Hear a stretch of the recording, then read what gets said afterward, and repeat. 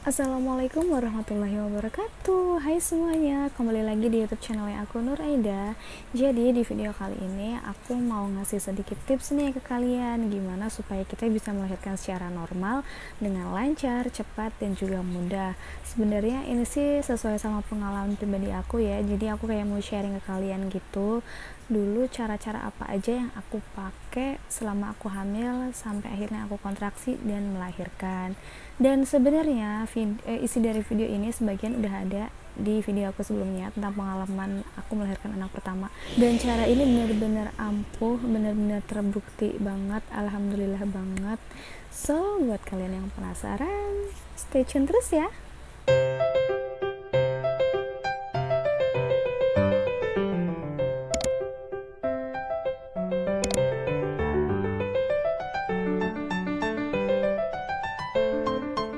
Nah, poin yang pertama adalah sebenarnya poin yang pertama ini adalah tanpa kita sadari kita udah menerapkannya dalam kehidupan sehari-hari. Tapi mungkin banyak dari kita yang nggak sadar gitu ya. Nah, poin yang pertama itu adalah apa? Poin yang pertama adalah banyak-banyak istighfar. Nah, jadi jujur aku dulu mulai banyak-banyak istighfar itu setelah aku dibawa ke bidan dan masuk ruang persalinan. Jadi waktu aku di rumah itu aku belum terlalu banyak istighfar.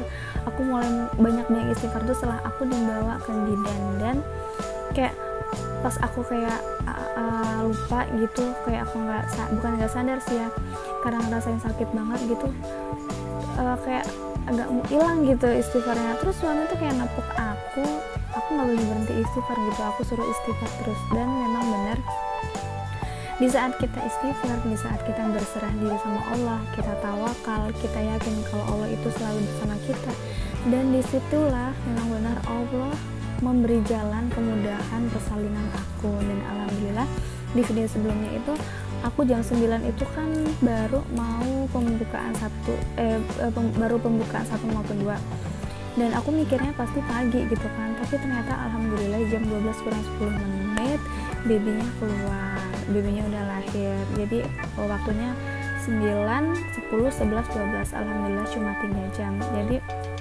ya selain kita istighfar, kita berserah diri gitu loh sama Allah, karena memang saat itulah Allah bakal memberikan jalan gitu. Jadi itulah poin yang pertama. Nah, selanjutnya poin yang kedua. Poin yang kedua ini adalah sebenarnya mudah tapi kayak butuh keikhlasan gitu. Nah, poin yang kedua ini adalah minta maaflah sama suami kalian. Aku dulu gitu minta maaf sama suami. Kita nggak tahu kita kesehariannya sama suami itu kita punya salah atau enggak ya kan. Buat kalian yang LDR juga bukan berarti kalian nggak tinggal sama suami, nggak kesehariannya sama suami, kalian juga nggak punya salah. Bisa aja kalau kita lewat chattingan, kita teleponan gitu, kita tanpa disadari ada kata-kata yang mungkin menyakiti suami kita. Dan jadi mau itu LDR atau kita tinggal bareng sama suami, minta maaflah sama suami. Selanjutnya poin yang ketiga. Nah, poin yang ketiga ini sama, kalian minta maaf juga, tapi di sini kalian minta maaf sama orang tua. Nah, buat kalian yang masih punya orang tua, entah itu mertua atau mungkin orang tua kalian sendiri, minta maaflah sama mereka.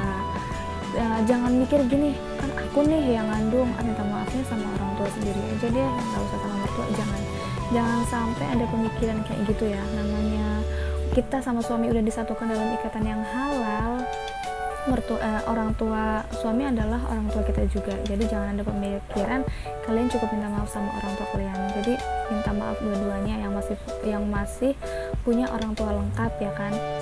Dan alhamdulillah ini aku terapin. Jadi setelah aku minta maaf sama suami, aku minta maaf sama orang tua, selang berapa jam itu aku ngerasain kayak bener-bener kontraksi yang sakit banget, sampai akhirnya aku minta ke bidan. Dan alhamdulillah banget setelah sampai sana sekitar jam 9 itu kan alhamdulillah udah ada pembukaan. Jadi insya Allah doa dari suami dan orang tua adalah doa yang mujarab dan akan diijabah oleh Allah.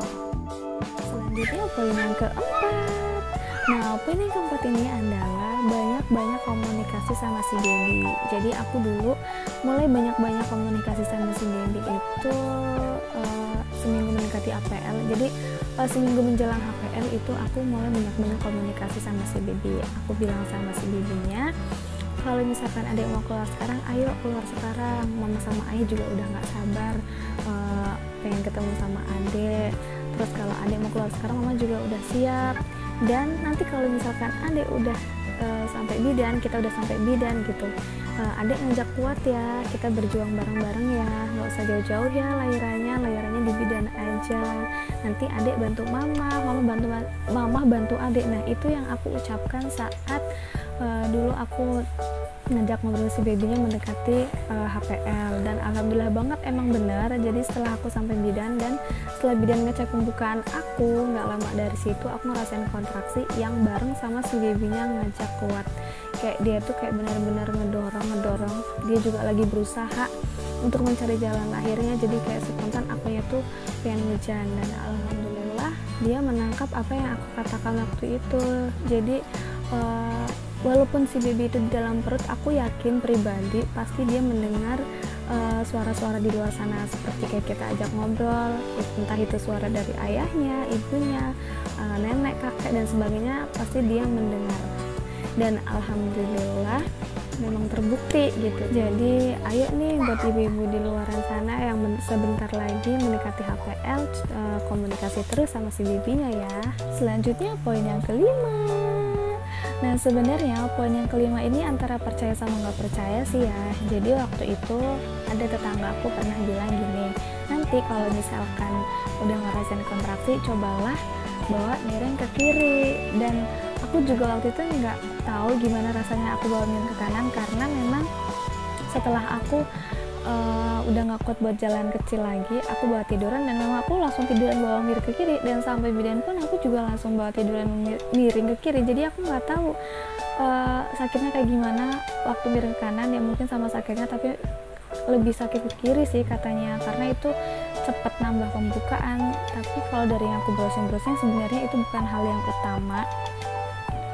Hal yang utama itu kayak dibuat jalan-jalan gitu. Tapi yang namanya kita lahiran itu kan butuh tenaga, dan kalau dibawa jalan-jalan terus kan takutnya lemes nih, karena semakin naiknya pembukaan kan semakin sakit gitu kan. Jadi ya udahlah, akhirnya dibawa tiduran, terus ya aku bawanya miring ke kiri. Ya nggak apa-apa sih, bisa kalian coba, mudah-mudahan memang benar cepat nambah pembukaan. Cuma yang kelimanya juga nggak bisa jadi patokan ya, karena ya dibantu dan ditunjang sama yang keempat poin tadi yang aku sebutkan. Selanjutnya poin yang keenam. Nah poin yang keenam ini adalah senam hamil. Jadi aku itu dulu memasuki trimester ketiga, aku kayak rajin-rajin senam gitu. Tapi di sini aku nggak mengikuti komunitas ibu hamil gitu. Jadi aku senam-senam sendiri di rumah, di kamar. Instruksinya pakai HP, sampai kayak aku hafal gerakannya, aku nggak pakai HP. Jadi kayak aku gerak-gerak sendiri. Dan aku waktu itu kayak cukup 15 atau 20 menit, karena namanya kita perut udah membesar kan, jadi 15 atau 20 menit itu udah cukup ngos-ngosan banget. Jadi ya udah cukup, nggak usah lama-lama gitu kan. Yang penting rutin aja, mau durasinya sedikit, yang penting kita rutin, dan insya Allah itu juga membantu proses persalinan kita. Selanjutnya poin yang ketujuh. Nah poin yang ketujuh ini aku yakin banget dari kalian pasti udah sering banget dari mungkin mau memasuki trimester ketiga, atau mungkin mulai dari trimester ketiga. Dan poin yang ketujuh ini adalah jalan pagi. Ya aku dulu jalan pagi, jadi jujur aku itu mulai rajin banget jalan pagi itu semenjak aku tahu kalau si babynya itu belum masuk panggul. Jadi usia kehamilan aku itu waktu udah 37 atau 38 minggu itu si babynya belum masuk panggul. Padahal yang aku tahu dari ibu-ibu hamil sebelumnya itu mulai masuk panggul itu sekitar, mungkin ada yang cepat ada yang lama ya, tapi kayak aku pernah dengar ada yang mungkin dari 35, 36 itu posisinya itu kepalanya udah masuk panggul. Jadi waktu itu memang baby aku itu kepalanya udah mapan, udah di bawah, tapi dia belum masuk panggul. Dan kayak seminggu mendekati HPL itu juga kayak aku benar-benar malah nggak cuma pagi gitu, kayak siang aku juga jalan, sore juga aku jalan. Jadi kalau siang kayak di belakang rumah gitu berapa menit gitu, dan kalau sore aku kayak di sekolahan gitu, kayak di apa sih, kayak di lapangan gitu. Jadi kebetulan rumah mertua aku itu dekat sama sekolah, jadi kalau sore aku ke sana kayak yang lebih lega gitu, ditemani sama suami, karena aku pengen banget cepet-cepet gitu kepala babynya cepet-cepet masuk panggul. Dan ternyata sampai mendekati persalinan pun babynya belum masuk panggul, dan ternyata memang dia masuk panggulnya bareng saat kontraksi.